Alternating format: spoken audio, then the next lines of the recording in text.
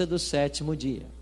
E segundo o capítulo 12, verso 17 de Apocalipse, e eu convido você para ler esse texto, aqui são apresentadas duas características da igreja verdadeira no tempo do fim. Ela surgiria, de acordo com o capítulo 10, no final das 2.300 tardes e manhãs, ou seja, no dia 22 de outubro de 1844. E de acordo com o capítulo 12, ela teria duas características. Olha o que diz o verso 17. Irou-se o dragão. Quem é o dragão na profecia? Satanás. E foi pelejar com os restantes, ou irou-se o dragão contra a mulher, e foi pelejar com os restantes da sua descendência. Quem são eles?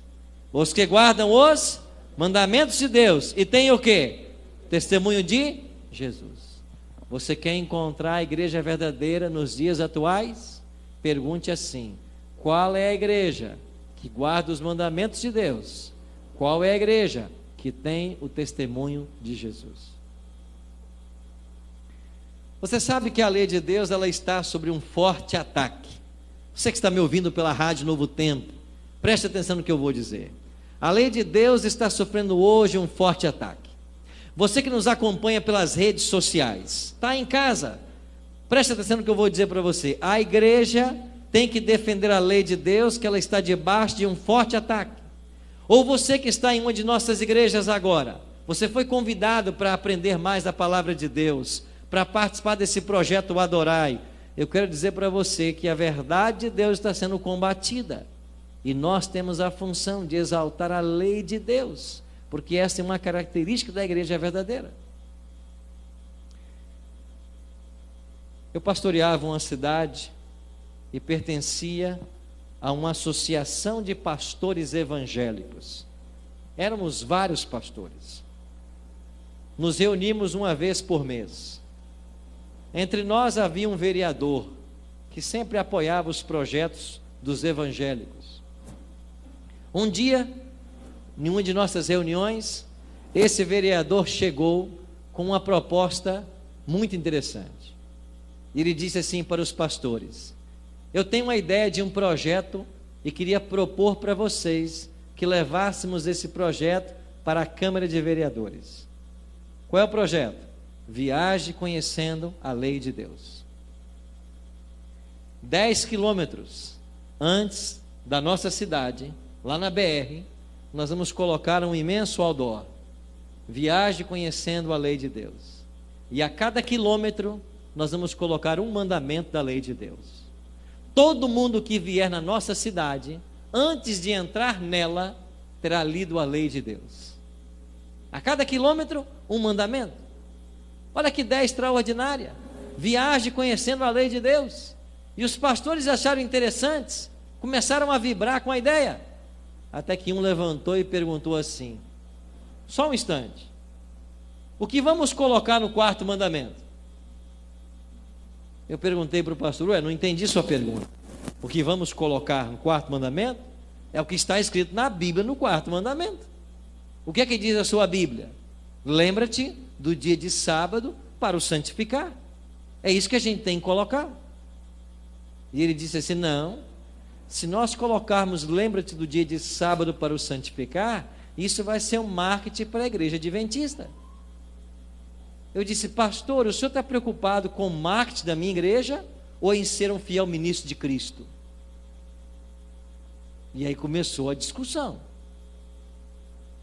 Um outro se levantou e disse assim: vamos fazer o seguinte, vamos colocar lembra-te do dia do Senhor para o santificar, porque para vocês é o sábado, para nós é o domingo, então vamos colocar lembra-te do dia do Senhor. Eu disse: não, senhor, não está escrito isso na Bíblia.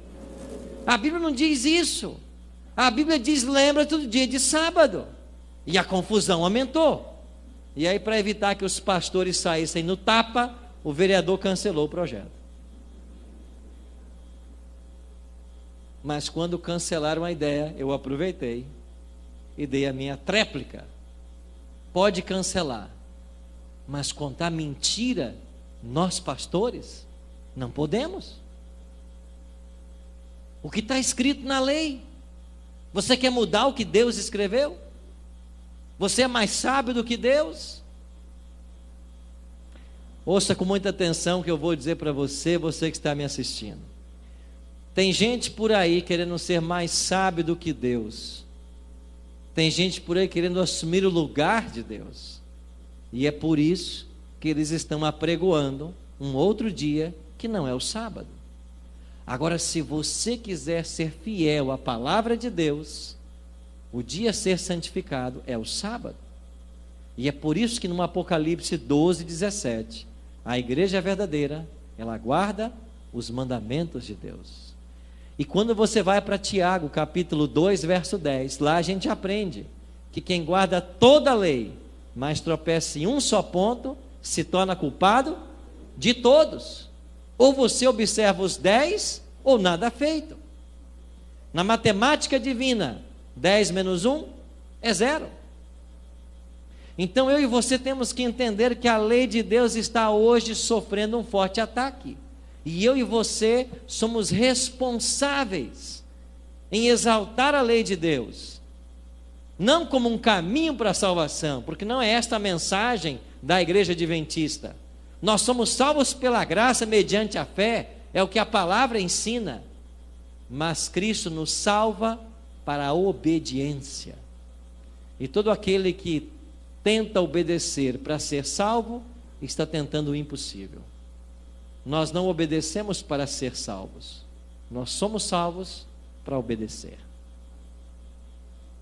Tem um outro aspecto. Além de manter a vigência e pregar a vigência da lei, a igreja verdadeira, no tempo do fim, ela tem o testemunho de Jesus. O que é o testemunho de Jesus? Em Apocalipse 19, verso 10, diz no finalzinho que o testemunho de Jesus é o espírito da profecia. Ou seja, um profeta moderno acompanharia a igreja remanescente. E como a igreja adventista surgiu exatamente no dia 22 de outubro, teria que haver um profeta entre nós. E esse dom profético se manifestou numa mulher chamada Ellen Golden Armon. Esse era o seu nome de solteira. Ela se casou em 30 de agosto de 1846 com o pastor da Conexão Cristã, Tiago White, e assumiu o nome de casada Ellen Golden White. Ela foi chamada ao ministério profético aos 17 anos de idade, e por 70 anos ela foi uma profetisa entre os adventistas. Tem muita gente por aí confusa quanto a Ellen G. White, mas eu queria dizer para você apenas duas coisas. Primeiro, Ellen G. White foi um dom profético verdadeiro que Deus manifestou. E se você pegar os testes bíblicos de um verdadeiro profeta e aplicá-los a ela, você vai ver que ela passa em todos os testes. Segundo ponto, Ellen G. White escreveu cerca de 100 mil páginas manuscritas, mas tudo que ela escreveu não está no mesmo pé que a palavra de Deus, porque a igreja adventista é uma igreja que acredita no princípio da reforma protestante, sola escritura, só a escritura. Para nós a escritura é a autoridade. E as 28 crenças fundamentais que a nossa igreja defende, elas todas se fundamentam na Bíblia, nenhuma em Ellen G. White. Então, quando alguém nos acusa de que Ellen G. White é a doutrinadora, ou dela provém as doutrinas da igreja, não sabe o que está falando. A igreja tem suas doutrinas baseadas na Bíblia. E qual é a função dos escritos de Ellen G. White? Eles são conselhos que nos buscam levar de volta para a Bíblia.